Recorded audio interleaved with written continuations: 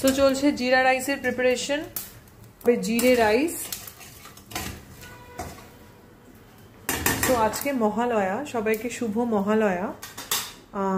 আমাদের প্রথম সংসার ভুবনেশ্বরে, আমাদের যে ফার্স্ট, আমার আর অভিষেকের ফার্স্ট সংসার, ভুবনেশ্বরের সব জিনিস যখন আমরা জাপান বেরিয়ে যাই সব প্যাক করে রাখা ছিল, হাওড়াতে রাখা ছিল।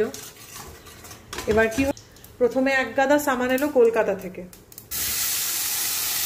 সো প্রথমে আমরা পুনেতে আসার পর শিফটিংয়ের জন্য যেগুলো জাপান থেকে এনেছিলাম সেই বড় বড় পেটিগুলো পুনেতে এলো।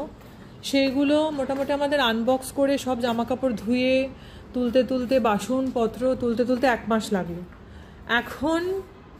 এখন সেপ্টেম্বর, আজকে 21 তারিখ। আজকে আবার কলকাতা থেকে ভুবনেশ্বরের যত আমাদের বিলঙ্গিংস, জামা কাপড়, খাট, বিছানা, ম্যাট্রেস, বাসনপত্র, ড্রেস, 15টা পেটি এসছে, 15 পেটি।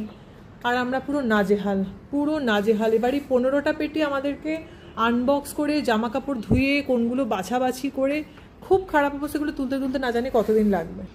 এই যে this is the situation. Mattress 15টা পেটি, ওর পেছনেও আছে 1 গাদা পেটি। সো আমাদের অবস্থা খুব খারাপ। এই যে সকাল থেকে 3-4 লট কাঁচা হয়ে গেছে, কেচে মেলে দিয়েছি। এখানে অর্ধেক সময় ওয়েদারে বৃষ্টি থাকে, বৃষ্টির ওয়েদার হয়, এই জন্য ভালো করে আমরা শুকাতে পারি না জামা কাপড়। আর সব 2.5 জন মানুষ ডেইলি 3 বালতি 4 বালতি কাঁচা পড়ে। তো এই হচ্ছে অবস্থা, পুরো মেসড আপ সিচুয়েশন।